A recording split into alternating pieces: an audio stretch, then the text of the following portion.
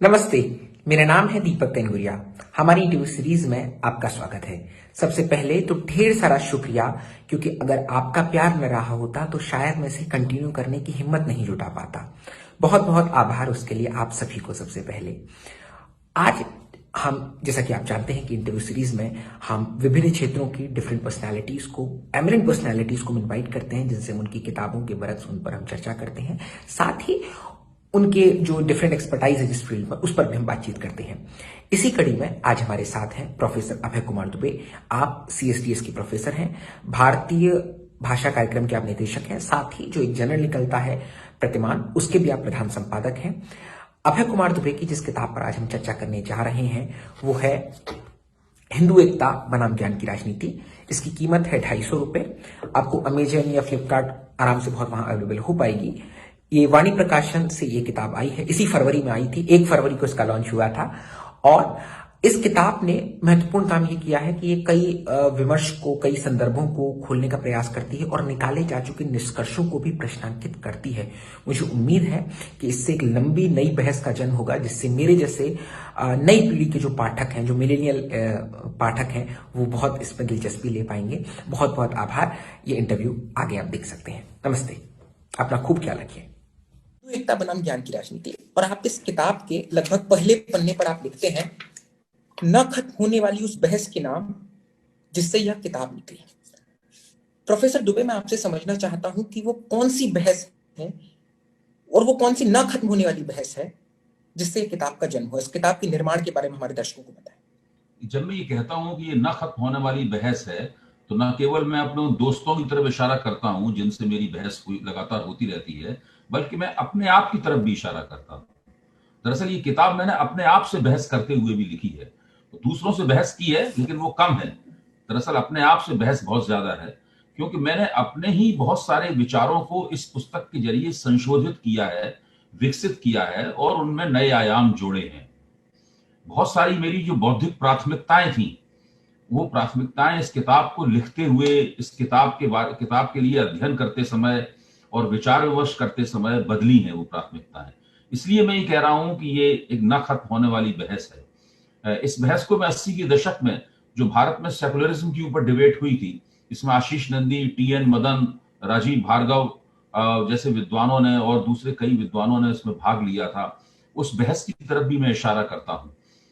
हालांकि उस बहस का मैंने इस पुस्तक में जिक्र नहीं किया है, क्योंकि वो बहस दरअसल सेकुलरिज्म के ऊपर थी। मेरी किताब सेकुलरिज्म के ऊपर बहस नहीं करती है। मेरी पुस्तक पहली तीन चार बातें कहती है, जो मैं बहुत सूत्र रूप में आपके सामने पेश करना चाहता हूं। पहली बात तो यह है कि जो हर लोकतंत्र में एक बहुसंख्यकवादी आवेग होता है, हर लोकतंत्र में एक बहुसंख्यकवादी आवेग होता है, इसको अंग्रेजी में हम मेजोरिटेरियन इंपल्स कहते हैं। ये उस लोकतंत्र के नेताओं के, उस लोकतंत्र के अभिजनों की जिम्मेदारी होती है कि वो उस मेजोरिटेरियन इंपल्स को बिनाइन बनाए रखें या सौम्य बनाए रखें, उसे मैलिग्नेंट न होने दें, उसे दुष्टता में न बदलने दें। यहाँ ये भी स्पष्ट कर देना जरूरी है कि मेजोरिटेरियन इंपल्स और रूल ऑफ मेजोरिटी, इन दो चीजों में फर्क है। यानी बहुमत के आधार पर शासन और बहुसंख्यकवाद, इन दो बातों में फर्क है। जो बहुमत के आधार पर शासन होता है वो बनता बिगड़ता रहता है हमेशा। आज जो बहुमत में है कल अल्पमत में हो जाएगा, जो कल अल्पमत में है वो कभी बहुमत में आके सरकार बना लेगा। तो वो और लोकतंत्र में जो बहुमत सरकार बनाता है, जो अल्पमत में लोग होते हैं उनका वो अपमान नहीं करता है। वो जरूर चुनाव में हार गए होते हैं, लेकिन दरअसल वो दोनों मिलकर ही शासन चलाते हैं। लेकिन जो बहुसंख्यकवाद है वो इस बनते बिगड़ते बहुमत से भिन्न किस्म का होता है। बहुसंख्यकवाद जन्मना किस्म का एक स्थायी बहुमत बनाने की कोशिश करता है। अगर आप हिंदू के रूप में पैदा हुए हैं और हिंदुओं का इस देश में बहुमत है, तो फिर आपका ही शासन होना चाहिए। जैसे कि कश्मीर में आप मुसलमान के रूप में पैदा हुए हैं, तो घाटी में 90% ज्यादा मुसलमान है, तो हमेशा आपका ही शासन होना चाहिए। पंजाब में ऐसे आप सिख के रूप में पैदा हुए हैं, तो सिख पंजाब में बहुसंख्यक हैं, तो सिखों का ही शासन, उन्हीं का बोलबाला होना चाहिए। ये है बहुसंख्यकवाद, जो कि जातिगत भी हो सकता है, जो कि धर्मगत भी हो सकता है। तो मैं ये कहता हूं हर लोकतंत्र में इस तरह के बहुसंख्यकवाद की एक विकृति हमेशा मौजूद रहती है। उस विकृति से कैसे निपटा जाए, ये लोकतंत्र के नेताओं की जिम्मेदारी होती है उसकी तरीके खोजना, ताकि ये विकृति उस पूरे लोकतंत्र को अपनी जकड़ में न ले ले। तो मेरी किताब के केंद्र में यही समस्या है। मेरी किताब ये बताती है कि बहुसंख्यकवादी राजनीति का विरोध करने वाले लोग दरअसल बहुसंख्यकवादी प्रोजेक्ट को समझने में नाकाम रहे। जो लोग राष्ट्रीय स्वयंसेवक संघ या हिंदू राष्ट्रवाद की जो बहुसंख्यकवादी राजनीति है उसका विरोध करते हैं, उसके खिलाफ आवाज उठाते हैं, उसके खिलाफ विमर्श निर्मित करते हैं, वो लोग ये प्रोजेक्ट किस तरीके से चल रहा है इसकी सही समझ उनके अंदर नहीं है, इसीलिए वो नाकाम है। इसीलिए ये प्रोजेक्ट धीरे धीरे उत्तरोत्तर कामयाबी की तरफ बढ़ता चला जा रहा है। इस किताब का पहला अध्याय जो है बदलता हुआ संघ परिवार, तो आप देखेंगे कि उसके अंदर मैंने दिखाया है कि किस तरीके से संघ परिवार के विचारों में बड़े पैमाने पर विकास हुआ है। और वो विकास ऐसा नहीं है कि वो अचानक कहीं बीच में से फूट पड़ा हो, उसका एक सिलसिला है। बिल्कुल शुरुआत से ही वो तमाम सूत्र मौजूद थे जो धीरे धीरे विकसित होते हुए एक निश्चित रूप से एक निश्चित किस्म की राजनीतिक रणनीति तक पहुंचे जो आज हमें कामयाब दिख रही है। राष्ट्रीय स्वयंसेवक संघ का विरोध करने वाले लोग जो हैं उस रणनीति को समझने में नाकाम रहे, उस क्षण को रेखांकित करने में भी नाकाम रहे जहां से वो रणनीति संघ में एक प्रभुत्वशाली रूप लेते हुए दिखाई पड़ती है। अब मैं इसी पर, चूंकि मेरा पहला सवाल इसी पर ही था और आपने बहुत ही सुंदर आपने इसको पूरे व्याख्या को रख दिया है, जिससे मेरे आगे सवाल होंगे। मुझे याद आता है जब आप प्रधान संपादक है जिस जर्नल के प्रतिमान का 2019 में अंक भी छपा था, बदलता हुआ संघ परिवार नाम से हेडलाइन से, और इसमें भी पहला चैप्टर आता है। मैं आपसे समझना चाहता हूं सर कि जी हिंदू महासभा और जैसे मुझे दो बहुत छोटे छोटे किस्से याद आ रहे हैं। एक हेड के बाद साहब से पूछा गया कि आप कॉलोनी का उद्घाटन करने चले आइए, वो कहते हैं कि मैं भारत में हिंदू कॉलोनी का उद्घाटन कैसे करूं, अमेरिका रशिया होती तो कर देता। और वहीं सावरकर का जो हिंदुज्म जो नेशनलिज्म जिसकी आप बात भी कर रहे हैं वो एकदम अलग है। तो संघ में जो किस तरह परिवर्तन जो आया है, और आज हम देख रहे हैं कि हिंदू महासभा के ट्रेसेस योगी आदित्यनाथ से मिल रहे हैं और लगातार वो प्रबुद्ध होता जा रहा है। तो अब जो संघ में बदल रहा है, क्योंकि हेडगेवार और सावरकर दोनों की लाइन एकदम अलग अलग है, ये लाइन अब कैसे आज मौजूदा संदर्भ में कैसे आप देख रहे हैं सर? देखिए, राष्ट्रीय स्वयंसेवक संघ जो अपने से पहले के जो हिंदू सिद्धांतकार थे, आप ले लीजिए दयानंद है, विवेकानंद है, उसके बाद में बालकृष्ण बुंजे हैं, विनायक दामोदर सावरकर हैं, ये जो पूरा सिलसिला है इस सिलसिले की अगली कड़ी है, मौजूदा कड़ी है। लेकिन इसके बावजूद राष्ट्रीय स्वयंसेवक संघ हिंदू एकता करने की एक अन्य विधि अपनाता है जो कि इन लोगों ने नहीं अपनाई। ये तमाम लोग भारतीय समाज की जो संरचनाएं हैं उनमें एक संशोधन करना चाहते थे। जैसे कि दयानंद ने प्रस्तावित किया कि भाई सब जाति को खत्म कर दिया जाए और मूर्ति पूजा को खत्म कर दिया जाए, सब लोग आर्य हो जाएं, इस तरह आर्य समाज एक बने जो कि वैदिक आधार के ऊपर समाज का पुनर्गठन करे। ये दयानंद की प्रस्तावना थी। विवेकानंद ने वेदों के बजाय उपनिषदों को अपना आधार बनाया।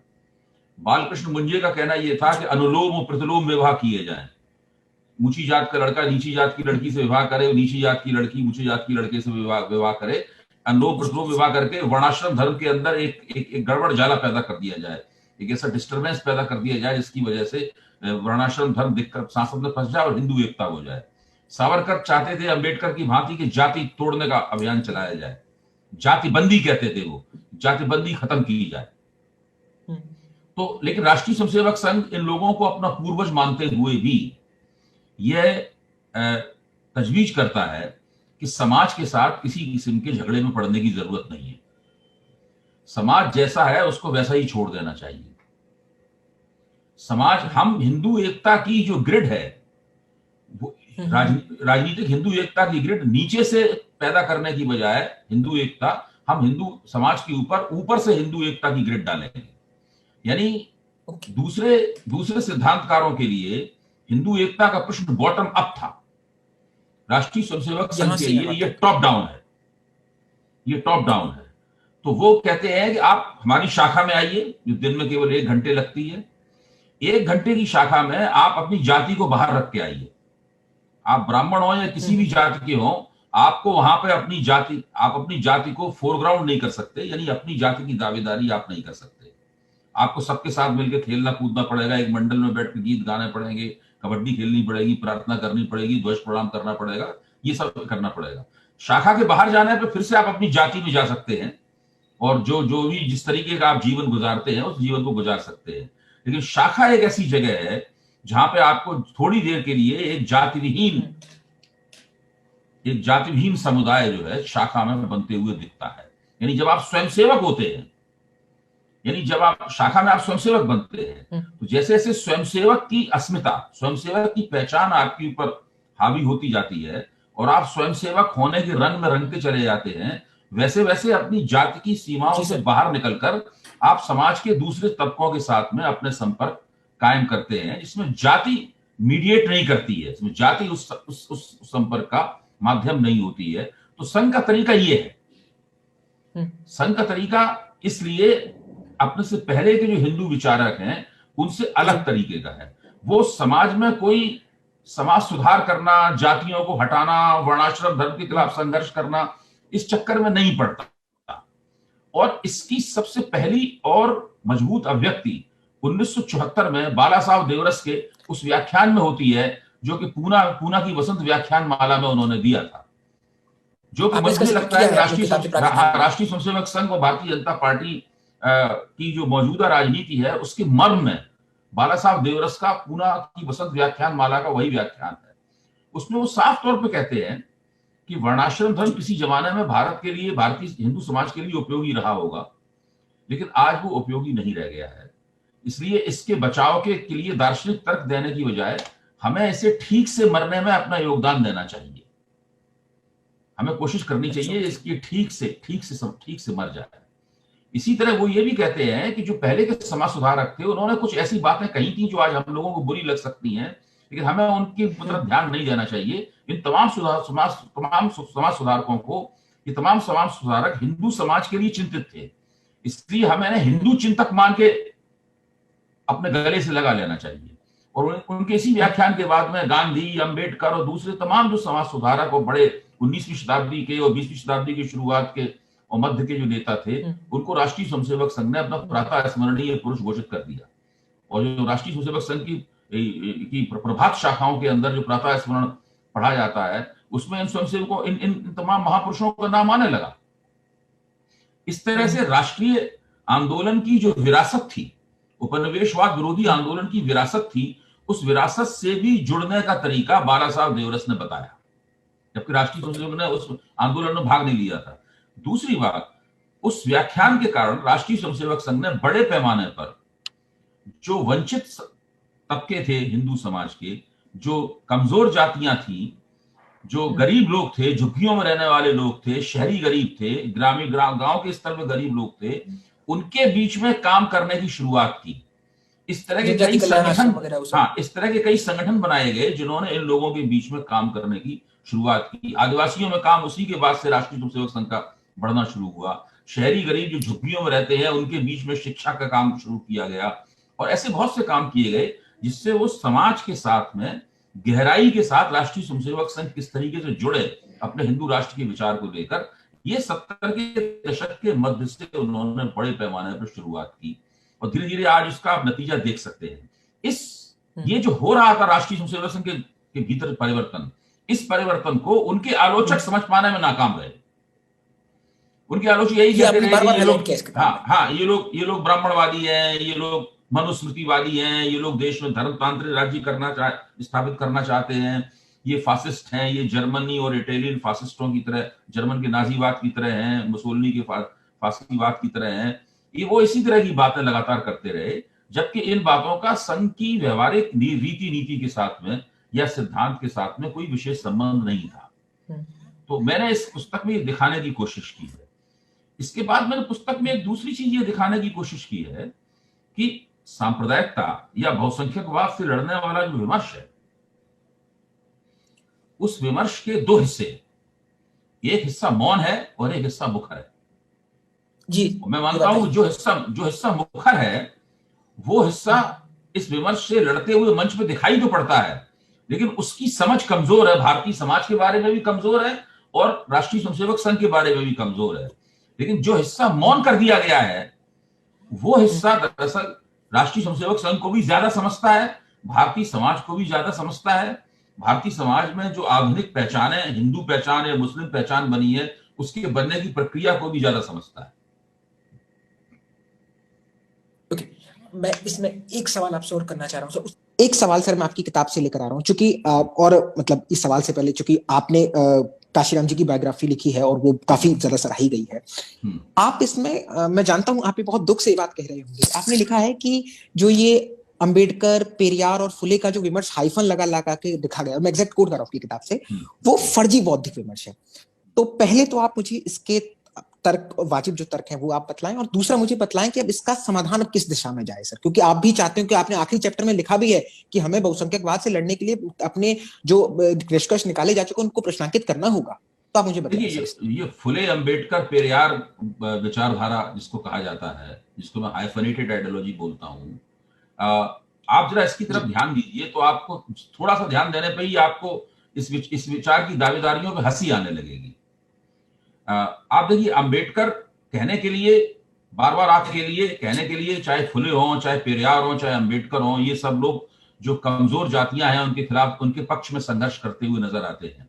लेकिन इन तीनों की भारतीय समाज से संबंधित और भारतीय समाज के इतिहास से संबंधित समझ में बहुत ज्यादा फर्क है। इतना फर्क है कि ये तीनों दरअसल एक दूसरे का खंडन करते हुए नजर आते हैं। अंबेडकर ने स्पष्ट रूप से फुले के उस विचार का खंडन कर दिया था जिसमें फुले ने कहा था कि ब्राह्मण लोग जो हैं वो आर्य नस्ल के हैं और शूद्र लोग जो हैं वो अनार्य नस्ल के हैं। अंबेडकर ने कहा था कि भारत के अंदर कोई नस्ली संघर्ष नहीं है, जातियां, नस्लों का बंटवारा नहीं है। ब्राह्मण की रगों में भी वही रक्त बह रहा है जो शूद्र की रगों में बह रहा है और जो अछूत की रगों में बह रहा है। इस तरह करके फुले के इस पूरे विचार का अंबेडकर ने खंडन कर दिया था। और जहां तक पेरियार का सवाल है, पेरियार का जो पूरा आंदोलन था, अंबेडकर उससे अपने आप को काफी दूर रखते थे। और अंबेडकर लगातार ये देखते थे कि अछूतों की राजनीति कहां परवान चढ़ रही है। उन्हें साफ दिखाई पड़ता था कि फुले के आंदोलन में भी अछूतों के लिए केवल मुंह जबानी सेवा है, और पेरियार के आंदोलन में भी अछूतों, फुले के सत्यशोधक हों चाहे पेरियार के सेल्फ रिस्पेक्टर्स हों, दोनों जगह अछूत समुदायों के लिए केवल जबानी जमा खर्च है। ये दरअसल शूद्र जातियों के और मजबूत शूद्र जातियों के आंदोलन ज्यादा है। ये आंदोलन प्रगतिशील है, रेडिकल है, भारतीय समाज की पुनर्रचना करना चाहते हैं, जो ब्राह्मणों का वर्चस्व है उस वर्चस्व के खिलाफ संघर्ष कर रहे हैं। ये सारी बातें होने के बावजूद भी वो ये मानते थे कि इन आंदोलनों में अछूत समुदायों के लिए ज्यादा कुछ नहीं है। इसलिए अंबेडकर हमेशा अपने आप को इन आंदोलनों से दूर रखते थे। अब 70 और 80 के दशक से एक ऐसे बुद्धिजीवी सामने आए जिन्होंने इस तरह के विचार को पेश करना शुरू किया कि अंबेडकर, फुले और पेरियार को मिलाकर एक विचारधारा बनाई जा सकती है। तो मेरा कहना है कि ये पूरी तरह एक सेमिनारी ये प्रयास है, ये सेमिनार रूम में बैठकर गढ़ी गई विचारधारा है। चूंकि सेमिनार रूम में बैठकर गढ़ी गई विचारधारा है जिसका कोई सामाजिक आधार नहीं है। ये विचारधारा ये देखने से इनकार करती है कि समाज के धरातल पर जो शूद्र जातियां हैं, जिन्हें हम पिछड़े वर्ग से निकली हुई जातियां कहते हैं, उनके अनुसूचित जातियों के साथ में वह कितने जबरदस्त और शत्रुतापूर्ण अंतर्विरोध हैं। ये विचारधारा ये देखने से इनकार करती है कि जो मुसलमान हैं, उन मुसलमानों की हिंदू समाज की जो अछूत समस्या है, छुआछूत की समस्या, उस मुसलमानों की छुआछूत के खिलाफ संघर्ष में मुसलमानों का योगदान कभी नहीं रहा। ये जो सामाजिक और राजनीतिक यथार्थ है भारतीय समाज का, ये विचारधारा उस यथार्थ को देखने से इनकार करते हुए एक कल्पना करती है और वो एक हाइफनेटेड आइडियोलॉजी बनाती है। मैं इसके खिलाफ नहीं हूं कि समाज वैज्ञानिक कल्पना न करें। बिना कल्पनाशीलता के तो आप कुछ भी नहीं कर सकते। मैं तो मानता हूं कवि को ही कविता लिखने का अधिकार नहीं है, समाज वैज्ञानिक को भी एक विमर्श की कविता लिखने का अधिकार है, लेकिन अपनी कल्पना को सामाजिक यथार्थ मान लेना उचित नहीं है। आपकी जो कल्पना है, खांचे अलग अलग रखना जरूरी है। नहीं, आपकी जो कल्पना है वो सामाजिक यथार्थ नहीं है। समाज का, आप अपने आप को समाज वैज्ञानिक कहते हैं तो समाज का अध्ययन कीजिए, कल्पनाएं भी कीजिए, भविष्य के लक्ष्यों को भी निर्धारित कीजिए। हो सकता है भविष्य में कभी फुले, अंबेडकर, पेरियार आइडियोलॉजी बन जाए, लेकिन आज के जमाने में फुले, अंबेडकर, पेरियार आइडियोलॉजी नहीं है। आज के जमाने में कोई बहुजन एकता नहीं हो सकती है। जो बहुजन एकता होगी भी वो टेम्परेरी किस्म की, अस्थायी किस्म की बहुजन एकता होगी। जिसके अंदर वोटों के लेन देन के आधार पर कुछ एकता दिखाई पड़ सकती है, लेकिन कुछ दिनों बाद वो एकता टूट जाएगी जब राजनीतिक हित और सत्ता के बंटवारे के हित आपस में टकराएंगे, जैसा कि उत्तर प्रदेश में हुआ और जैसा कि दूसरी जगहों पर होता रहा है।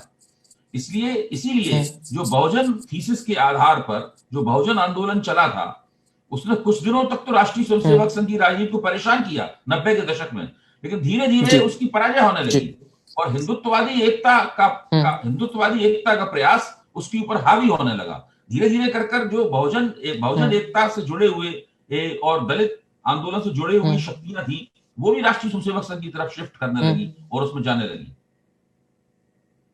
प्रोफेसर दुबे, जब मैं इस किताब पर आसपास में रिसर्च कर रहा था सर, तो मुझे आपका एक वक्तव्य मिला। आपने कहा है कि 1984 का जो रजनी कोठारी का लेख था, जिसमें वो कहते हैं कि जो लोकतंत्र है वो जाति की मतलब वो गणना बनकर रह जाएगा और ऐसे सरकारें बन जाया करेंगी। फिर आप 1993 का डेवलपमेंट लेकर आते हैं। हम इन दोनों संदर्भों में अपने दर्शकों के लिए आपसे जानना चाहेंगे कि आपको क्यों लगता है कि 1984 के उस आर्टिकल को रिविजिट किया जाना चाहिए था, संदर्भ 1993 का रखते हुए। देखिए, 1984 के उस लेख में रजनी कोठारी ने, जो हमारे गुरु थे, उन्होंने ये लिखा था कि पूरा लोकतंत्र धीरे धीरे संख्याओं के गणन शास्त्र में बदलता जा रहा है और इस प्रक्रिया में वो लोग भी शामिल हैं जो अपने आप को हिंदू राष्ट्रवादी या सांप्रदाय कहते हैं या सांप्रदायिक राजनीति करते हैं, और वो लोग भी शामिल हैं जो अपने आप को सेकुलर कहते हैं और उनके खिलाफ संघर्ष करने का दावा करते हैं। सभी लोग ये सब जोड़ बाकी गुणा भाग करते रहते हैं कि इसके वोट उससे जुड़ जाएंगे, उसके वोट उससे जुड़ जाएंगे, इस तरह हम बहुमत एक बना लेंगे। तो ये जो और इसके लिए उन्होंने सभी तरह के लोकतांत्रिक नैतिकताओं को, सभी तरह के सबको ताक पर रख दिया है पूरी तरीके से। सब लोग इसी उधेड़-बुन में हैं कि किस तरीके से एक बहुमत की जुगाड़ कर लें और उसके लिए जातियों के गठजोड़ बना रहे हैं। चाहे अजगर नाम का एक गठजोड़ बना हो, जो चरण सिंह जी के जमाने में बना था, या गुजरात के अंदर गठजोड़ बना हो, सभी जगह इस तरह गठजोड़ बनते हैं। तो जो बहुजन थीसिस है वो भी इसी तरह के गठजोड़ की तरफ इशारा करती है। जैसे प्रोफेसर राजेंद्र वोरा ने जातियों का बहुसंख्यकवाद कहा है, तो रजनी कोठारी ने और साथ में रजनी कोठारी ने यह भी दिखाया था कि इसके सामाजिक प्रभाव हुए हैं। इसके सामाजिक प्रभाव ये हुए हैं कि जो त्योहार किसी एक खास इलाके में केंद्रित होते थे, जैसे कि गणेश चतुर्थी है जो केवल महाराष्ट्र में होता था, अब वो सारे देश में पूरे धूमधाम के साथ मनाया जाने लगा है? और उनके लगातार त्योहार कई कई दिन तक मनाए जाते रहते हैं। वो एक बहुत बड़े स्पेक्टिकल में, ताम झाम और तमाशे में बदल गए हैं। दिन रात सड़कें रोक के जगराते होते हैं, बड़ी बड़ी बारातें, और रामचंद्र जी की बारात और दूसरी रामलीलाएं होती हैं तो वो बहुत बड़े पैमाने पर होती हैं। तो इस तरह कर जो हिंदू धर्म की जो लोकप्रिय व्यक्तियां हैं, उनका बहुत बड़े पैमाने पर भौड़े तरीके से विस्तार हो रहा है और विस्तार की इस प्रक्रिया को सब लोग प्रोत्साहित कर रहे हैं। ऐसा नहीं है कि उसको कोई प्रोत्साहित ना कर रहा हो। उसी प्रतियोगिता में जो दूसरे धर्म के लोग हैं, जैसे मुसलमान हैं, तो अब उन्हें ताजिए निकालने होते हैं, तो पहले के मुकाबले वो ताजिए निकालने के समारोह बहुत बड़े पैमाने पर बहुत होने लगे। बारात का उत्सव ऐसा होता है जैसा मैंने अपने बचपन में कभी नहीं देखा था। तो धार्मिक प्रतियोगिता हो रही है कि वो अगर इतनी बड़ी बारात निकाल सकते हैं तो हम इतने ज्यादा बड़े ताजिए निकालेंगे। तो इस तरह इसको प्रोफेसर धीरूभाई शेठ कहते हैं कि ये परमिसिव कम्युनिज्म है, ये सांप्रदायिकताओं की प्रतियोगिता है। सांप्रदायिकताओं की प्रतियोगिता एक अनुज्ञप्त सांप्रदायिकता है, इसमें एक लाइसेंस मिल गया है एक सांप्रदायिकताओं की प्रतियोगिता होने का। इसमें मेरा ये कहना भी है कि ये जो वर्णन किया था रजनी कोठारी ने, जब 1993 में समाजवादी पार्टी और बहुजन समाज पार्टी के बीच में गठजोड़ हुआ और उसने उत्तर प्रदेश के विधानसभा चुनाव में भारतीय जनता पार्टी को सरकार नहीं बनाने दी, तब ये तमाम रजनी कोठारी समेत तमाम दूसरे जो बुद्धिजीवी थे अपने इन सूत्रीकरणों को भूल गए और उन्हें लगने लगा कि जो कमजोर जातियां हैं अगर उनका गठजोड़ बना दिया जाए और उन्हें मुसलमानों के साथ, मुस्लिम वोटरों के साथ जोड़ दिया जाए तो हम सांप्रदायिक राजनीति का मुकाबला कर सकते हैं। इस प्रक्रिया में कुछ बहुत जबरदस्त किस्म की गलतफहमियां पैदा हुई जो बाद में पॉलिटिकल करेक्टनेस में बदल गई। जैसे कि धीरे धीरे समझा जाने लगा कि अगर आप निचली जाति से आए हैं, अगर आप कमजोर जातियों से आए हैं तो आप स्वाभाविक रूप से सेकुलर हैं, अगर आप ऊंची जातियों से आए हैं तो आप पैदाइशी रूप से सांप्रदायिक हैं। यानी अगर कोई ब्राह्मण है तो वो सांप्रदायिक होने के लिए और राष्ट्रीय स्वयंसेवक संघ का होने के लिए अभिशप्त है, और अगर आप कमजोर जातियों से आए हैं तो आप सांप्रदायिकता का विरोध करने के लिए स्वाभाविक रूप से तैयार हैं। इस तरह की श्रेणियां बन गई, और इसी तरह की श्रेणियों को सामने रखकर पूरा राजनीति का विश्लेषण होने लगा, चुनावों का विश्लेषण होने लगा, राजनीतिक गोलबंदी को उस तरह से देखा जाने लगा। इन सबके बहुत ही गलत परिणाम हुए, इतना गलत परिणाम हुए कि हम लोग चुनावों के परिणामों का सही अनुमान लगाने में विफल होने लगे। हम लोग ये मानने लगे कि अगर ऐसे मानने लगे कि मान लीजिए मुलायम सिंह यादव हैं, हम मानने लगे कि ये पिछड़ों के नेता हैं। मुलायम सिंह यादव तो एक बड़ी पिछड़ी जाति के नेता हैं, वो यादव जाति के नेता हैं, वो सारे पिछड़े वर्गों के नेता नहीं है।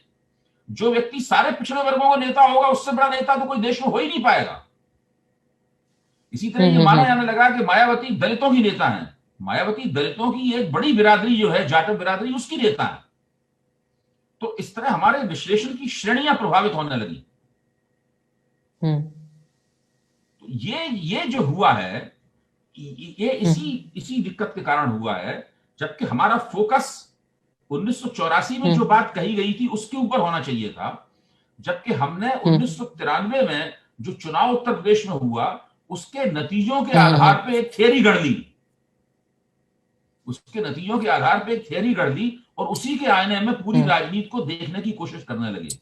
इसके परिणाम बहुत ही विनाशकारी निकले हमारी समझ के लिए और बहुसंख्यकवाद से संघर्ष के लिए, बहुत विनाशकारी परिणाम निकले इसके। जी देखिए, मैं इसमें एक सवाल और आपसे रखना चाह रहा हूं सर, चूंकि जब इस किताब का लॉन्च हुआ था 1 फरवरी को, तो मैं भी उस कार्यक्रम में आया था जी। और इस किताब के जी उस किताब में मुझे आपसे एक बात समझनी है। आपने अपनी किताब के चैप्टर में लिखा है, मतलब कोट कर रहा हूं मैं, आजाद भारत सेकुलर राज्य और कम्युनल समाज की स्थिति में था।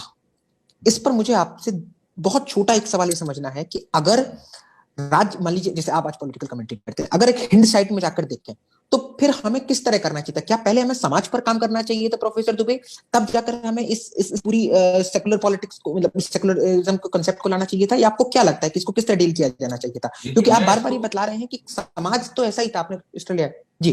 देखिए, समाज तो जैसा होता है वैसा होता है। समाज को तो इतिहास की शक्तियां बहुत धीरे धीरे सदियों में बनाती हैं।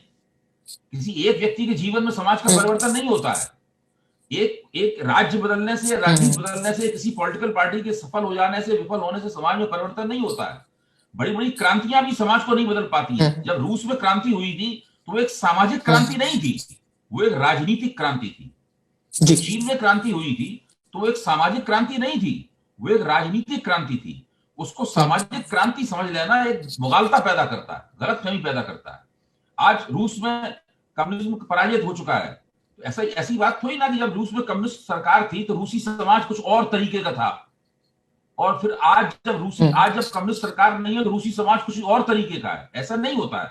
समाज तो बहुत ही धीमी और अदृश्य गति से बदलता है। समाज परिवर्तन तो इस तरीके से होता है कि आपको पता भी नहीं चलता कि परिवर्तन हो रहा है, और समाज जितनी धीमी गति से बदलता है उतना ही स्थायी होता है वो परिवर्तन। जब उसे तेज गति से बदलने की कानून बनाकर या कोई धक्का देकर या नियोजित तरीके से बदलने की कोशिश की जाती है तो वो परिवर्तन पलट भी जाता है। आप जैसे कोई कानून बना देते हैं, उस कानून बनाने से समाज उस कानून को मानने थोड़ा लगता है। सती प्रथा के खिलाफ कानून बना दिया, लेकिन सती की महिमा तो समाज में समाप्त नहीं हुई, आज भी बनी हुई है। रूप कुंवर के मामले में हम लोगों ने देखा है इसमें। इसी तरीके से छुआछूत विरोधी कानून बना दिया हम लोगों ने, लेकिन दलितों के ऊपर अत्याचार तो लगातार वैसे के वैसे जारी है। तो समाज जो है वो तो बहुत धीमी गति से बदलता है। इसलिए ये कहना कि पहले हमें समाज पर काम करना चाहिए था, बाद में हमें सेकुलरिज्म करना चाहिए, सेकुलरिज्म समाज की विचारधारा नहीं है। सेकुलरिज्म जो है वो समाज परिवर्तन का सिद्धांत नहीं है। सेकुलरिज्म राज्य और धर्म के बीच में क्या रिश्ता होना चाहिए इसका सिद्धांत है। सेकुलरिज्म ये हमें सिखाता है कि राज्य और धर्म के बीच में, राज्य धर्मों से कितनी दूर रहे, धर्मों के साथ में धर्मों को किस तरह संबोधित करे, इसकी प्रक्रिया कैसे चले, सेकुलरिज्म हमें यह बताता है। सेकुलरिज्म हमें ऐसा कोई निर्देश नहीं देता कि हम पूरे समाज को सेकुलर बनाने में लग जाएं। समाज तो संप्रदायों में, समुदायों में, जातियों में, वर्गों में, सब में बटा हुआ है और वो ऐसा ही रहेगा। वो अपनी प्रक्रियाओं के जरिए धीरे धीरे आधुनिकीकरण होगा, उद्योग धंधे बनेंगे, शहर से गांव से लोग शहर जाएंगे, भाषाएं बदलेंगी, पेशे बदलेंगे, बिरादरियां बदलेंगी, आपसी संबंध बदलेंगे, परिवार की संरचना बदलेगी, नाते रिश्ते बदलेंगे। इस प्रक्रियाओं के जरिए बहुत ही धीमी गति से, न दिखाई देने वाली न सुनाई देने वाली गति से समाज बदलेगा। और समाज इसी तरीके से बदलता है। समाज कोई अचानक बड़ी बड़ी छलांगों के अंदर नहीं बदलता है उसमें। हम कल्पना अपने आवेश एक में आके आखिरी करते हैं कि हाँ जी जी बोलिए। आप प्लीज कंप्लीट कर लीजिए, आप प्लीज कंप्लीट कर लीजिए। हाँ, मेरे कहना हम कल्पना हम जी। अपने बौद्धिक और विचारधारात्मक आवेश में आके ये करते हैं कि हम समाज का परिवर्तन, समाज को बदल डालेंगे। समाज ये बिल्कुल गलत फहमी है। आप राजनीति को बदल सकते हैं, ये मैं बात मानता हूं। आप जन गोलबंदी करके एक प्रभावशाली कार्यक्रम बनाकर जनता के सामने कुछ राजनीतिक आदर्शों को पेश करके आप राजनीतिक परिवर्तन तो कर सकते हैं, और वो राजनीतिक परिवर्तन आगे जाकर समाज परिवर्तन में सहायक भी हो सकता है। लेकिन राजनीतिक परिवर्तन और समाज परिवर्तन के बीच में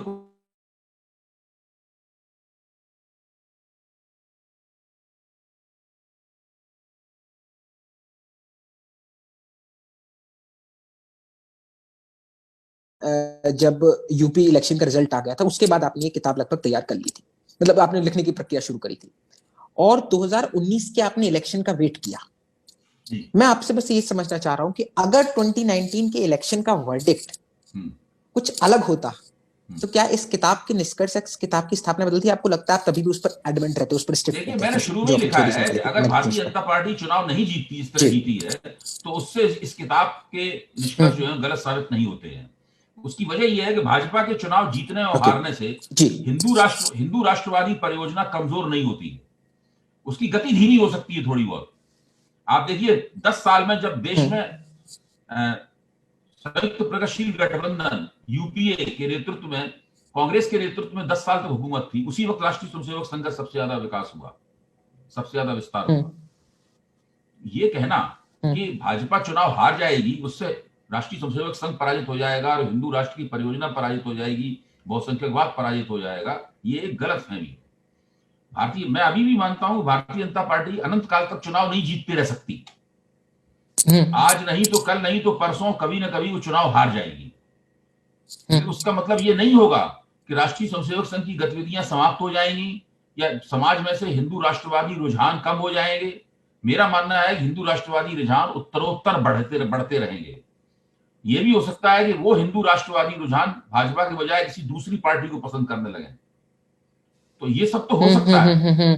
लेकिन बहुसंख्यकवादी प्रवृत्तियां भारतीय समाज में मुझे दिखाई पड़ता है निकट भविष्य में और ज्यादा मजबूत होंगी, सरकार में कोई भी हो, कांग्रेस हो या भाजपा हो। आज जिस तरह का डिस्कोर्स बन गया है, जिस तरह की सार्वजनिक जीवन में चर्चाएं होती हैं, उनमें आप कल्पना कीजिए कि अगर आज कांग्रेस सत्ता में होती तो वो क्या करती? वो भी सब यही कुछ करती जो भाजपा कर रही है। थोड़ा बहुत अभिव्यक्ति का फर्क हो सकता था। या जब कांग्रेस सत्ता में नहीं थी, जब भाजपा सत्ता में नहीं थी और कांग्रेस सत्ता में थी, तब क्या होता था? तो ये देखने की बात है कि नहीं, इसके हाथ, जब भाजपा के हाथ में सत्ता होगी, जाहिर है कि जो हिंदुत्ववादी विमर्श है वो और ज्यादा तीखा होगा और आक्रामक होगा और तेजी के साथ आगे बढ़ेगा, क्योंकि उसको सत्ता का सहारा मिला हुआ है। लेकिन जब वो सत्ता में नहीं होंगे, तब वो दूसरे तरीकों से अपने आप को तीखा बनाएगा। तब वो जन आंदोलन करेगा, राम जन्मभूमि आंदोलन चलाया था जब वो सत्ता में नहीं थे। आप देखिए वो ही जब गोरक्षा अभियान तो भाजपा सत्ता में नहीं थी तब भी चला करता था। लव जिहाद का पूरा विचार जो है भाजपा सत्ता में नहीं थी तब पैदा हुआ था। घर वापसी का सवाल जो है भाजपा सत्ता में नहीं थी तब का है। वे तमाम बातें जिनके आधार पर ये तमाम सारे कार्यक्रम आज की तारीख में चलते हैं, वे तो भाजपा जब सत्ता में नहीं थी तब भी थे, और तब भी उनके इर्द गिर्द तमाम सारी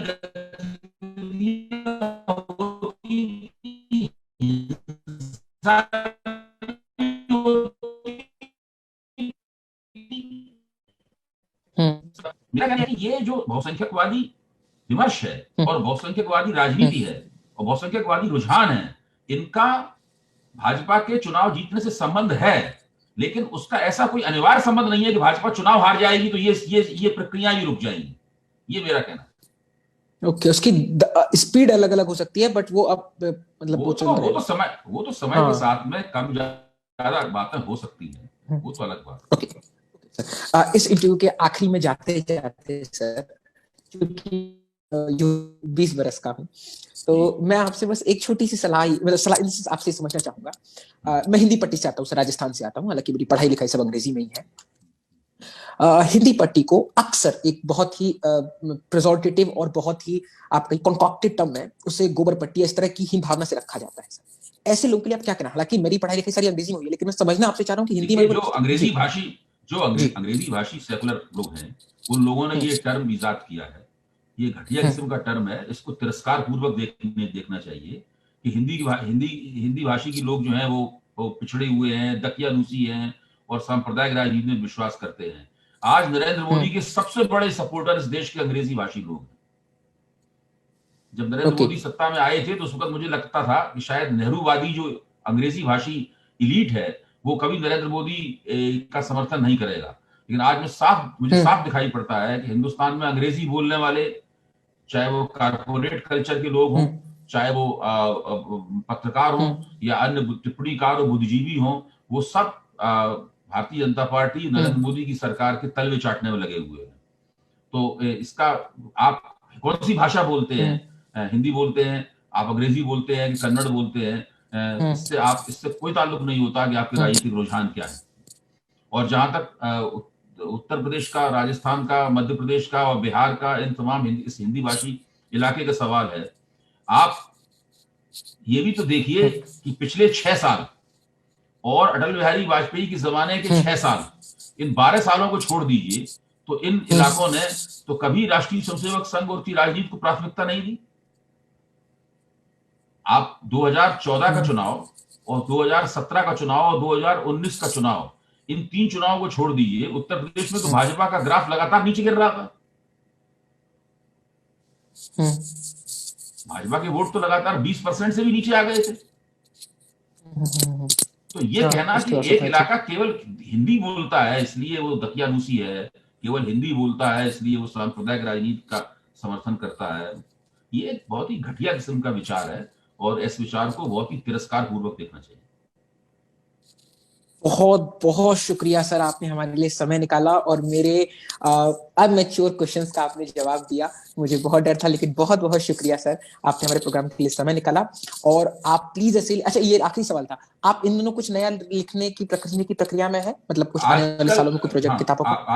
आजकल मैं भारत में अंग्रेजी भाषा का जो वर्चस्व है उसका इतिहास लिखने की कोशिश कर रहा हूँ और उसके लिए वो 3 खंडों में लिखा जाएगा। उसका पहला खंड होगा जिसमें उपनिवेशवाद की भाषाई विचारधारा है, उसका संधान किया जाएगा और दूसरे खंड में आजादी से पहले अंग्रेजों ने किस तरह भारत के ऊपर अंग्रेजी थोपी, अंग्रेजी का बोलबाला किस तरह स्थापित किया, उसका इतिहास होगा। और उसके बाद में जब आजाद तीसरे खंड में भारत जब आजाद हो गया तो आजाद भारत की सरकार ने अंग्रेजी के उस वर्चस्व को किस तरह जारी रखा और मजबूत किया, उसका इतिहास होगा।